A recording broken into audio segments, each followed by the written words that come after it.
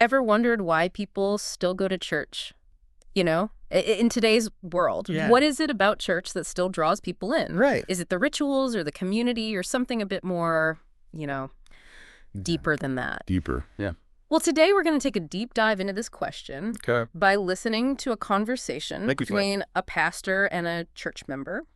Sounds good. And it's not like a sermon or a, theological debate or anything. Yeah. It's a real down-to-earth Of course. conversation between two people. Huh. That gives us a little glimpse into their, personal Sure. faith journeys. It is refreshingly candid. Yeah. And they really don't shy away from, tackling Right. some big topics. Yeah. They jump right into a discussion about apologetics, Oh, yeah. which, can sound a little intimidating to some people, Yeah. but the pastor actually brings it down to earth really quickly. They do.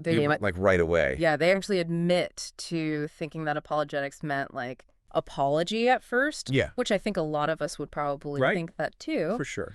But they explain that apologetics is really about having thoughtful reasons Right. for what you believe, especially your religious beliefs. Yeah, it's like being able to explain why you believe what you believe. Right. Not just quoting scripture or dogma, Right. but really engaging Yeah. in a thoughtful dialogue about it. Yeah, and this really sets the tone for the whole conversation. For sure. It's not about just blind faith, Right. It's about having an actual foundation Right. for your belief And that you can kind of articulate to other people. Yeah, and share with others. And yeah. Yeah. And it really emphasizes, I think, the idea that Christianity is about Okay. relationships, not just rules. Interesting. The pastor even uses this analogy. Okay. God wants full custody of our lives, Like not it. just weekend visits on Sundays. Okay, that's a striking image. It is a really striking image. It really challenges the notion Yeah. of faith as a compartmentalized Right. part of our lives. Right. The pastor is suggesting that, it should permeate Yeah. everything we do, how we think, how we interact with the world. It's like they're saying that God doesn't just want to be invited in for Uh-huh. Sunday brunch. He Yeah. wants to be a part of the whole messy, Yeah. beautiful tapestry Yeah. of our lives. I like that. But, don't worry. They're not saying you have to be at church every Sunday Right. Of course not. to be a good Christian. Yeah. It's not about ticking boxes or Right. adhering to rigid rituals. Right, It's yeah. about cultivating Yeah. an ongoing Yeah. dynamic relationship with God. And that leads us to, I think, another key theme that emerges, Okay. which is the importance of community. The pastor is clearly very passionate about this. Oh, yeah, for sure. They talk about how much they value spending time with their church members, Yes. whether it's casual lunches on Mondays just to connect and share Yeah. stories or Yeah. Or Friday morning gatherings where they tackle world problems Whoa. while enjoying delicious snacks. I love that little detail about the snacks. Right. It really speaks to their understanding that even serious topics Right. can be discussed Yeah. in an environment In a fun environment. that's welcoming and enjoyable. Exactly. Yeah.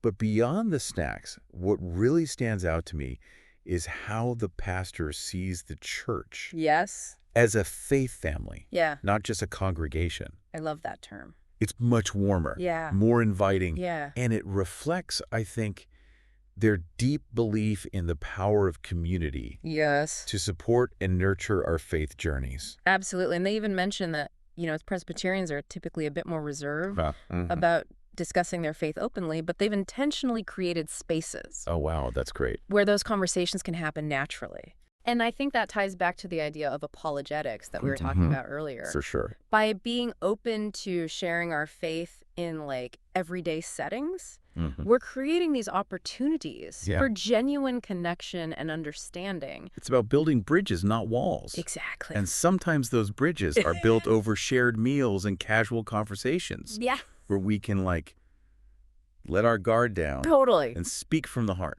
Speaking of speaking from the heart, Yeah.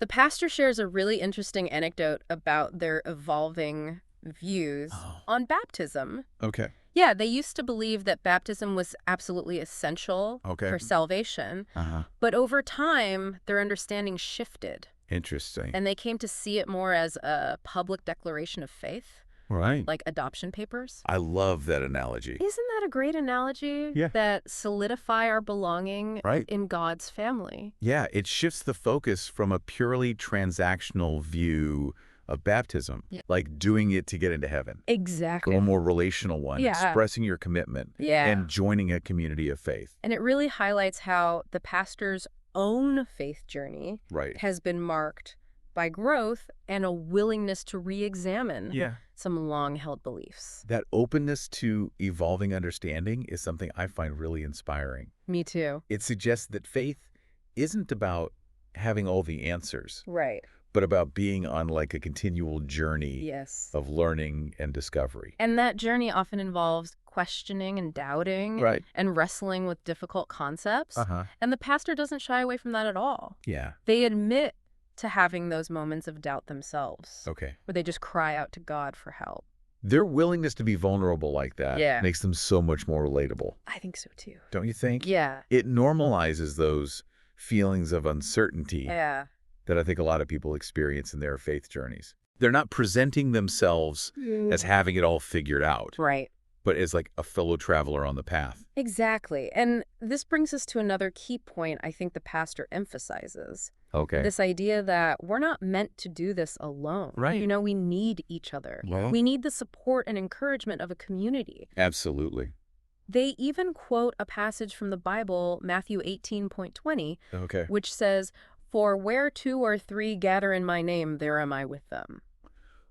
That verse speaks to the power of like collective prayer Yes. and the idea that God's presence is amplified Yes. when we come together in faith. Right. But it also suggests that there's strength in numbers. Yeah.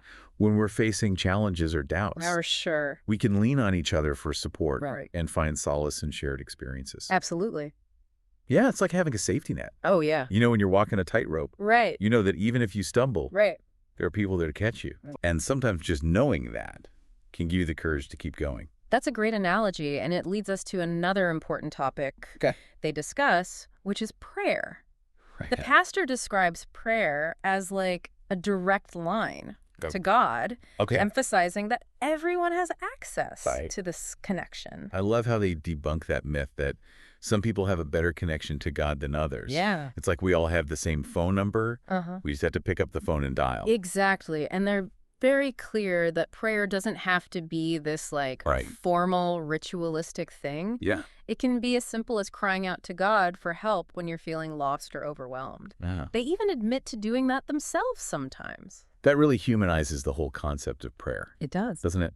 Yeah. It makes it feel more accessible Yes, and relatable. for sure. It's not about using the right words Right. or striking the perfect pose. It's about just being honest and authentic Yeah.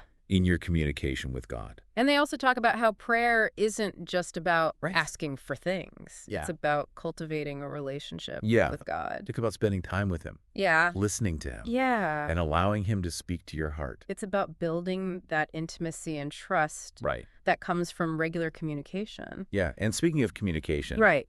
they also touch upon the role of the Bible in their faith journey.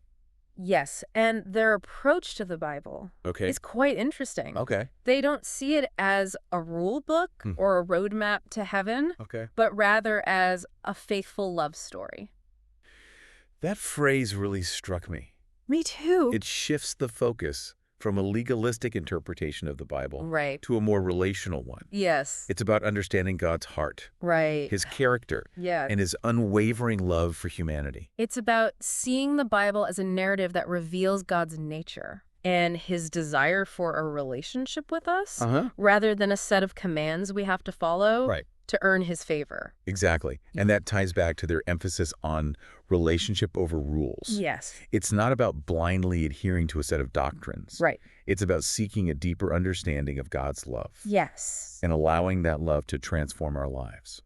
And that transformation often happens Yeah. within the context of community. Uh-huh. Remember how they talked about planning worship services together? Oh, yeah. It's not just the pastor dictating what happens. Right. It's a collaborative effort. That collaborative approach really struck me. Yeah. It suggests that faith isn't a spectator sport. It's not. It's about actively participating Yeah. and contributing your unique gifts and perspectives to the community. It's about creating a space where everyone feels empowered Yes. to share their ideas Uh-huh. and shape the direction of the community. Right. And that sense of ownership and belonging can be So powerful. And it can be. And I think that resonates with a lot of people. Yeah. Especially younger generations who are seeking more authentic and meaningful ways to connect with their faith. For sure. They don't want to be passive recipients of information. Right. They want to be active participants in shaping their spiritual journeys. It's about moving beyond the sit and listen model of church. Right. And embracing a more interactive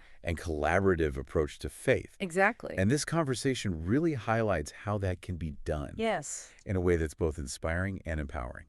Speaking of inspiring, there was one point the pastor made towards the end of the conversation that really resonated with me. They said something along the lines of, you know, I don't want you to just be a Christian. I want you to have a relationship with Jesus. That's such a powerful distinction. It is. It really challenges us to go beyond simply identifying with a religion and to cultivate a personal, intimate connection with Jesus. It's about moving beyond the label and into a lived experience of faith. Yeah. It's about getting to know Jesus on a personal level, spending time with him, learning from him, and allowing his teachings to transform your life. It's about embracing the heart of Christianity. Yes. Which is about love, compassion, and grace. And I think that message is particularly relevant in today's world where there's so much division and animosity. Absolutely. Yeah. It's a call to move beyond superficial differences. Yes. And to focus on what unites us as human beings. Right. And it's a reminder that true faith isn't about judgment or condemnation. Right. It's about extending grace and compassion to everyone. Yes. Even those we disagree with. It's about seeing the divine spark in every human being. Right. And treating each other with the respect and dignity that we all deserve. It's about recognizing that, you know, we're all on this journey together. Yeah. And we need each other's support and encouragement along the way. And that brings us back to that initial question we were exploring, you know, why bother going to church? After listening to this conversation, I think the answer goes far beyond just, you know, fulfilling a religious obligation or adhering to tradition. Yeah. It's about finding a place where you can connect with God. Right. Explore your faith. Right. And be part of a supportive community. It's about finding a space where you can be challenged to grow, to ask tough questions, to wrestle with complex ideas, and to be surrounded by people who will encourage you, support you, walk alongside you on your faith journey. And it's about recognizing that church isn't just a Sunday morning activity. It's a way of life. Exactly. It's about carrying the love, the compassion, and grace that you experience in that community out into the world. Out into the world, And letting it shape how you interact with others. It's about being a beacon of hope and light in a world that often feels dark and divided. Right. And I think this conversation really highlights how church can be a powerful catalyst. It can be. For that kind of transformation. Absolutely. Yeah. It's not about perfection. It's about progress. Right. It's about showing up authentically, being open to learning and growing, and allowing yourself to be transformed by the power of love and community. So if someone were to ask you, you know, after listening to this conversation, why bother going to church? Right. What would you say? Oh, that's a good question. Yeah. What would you say?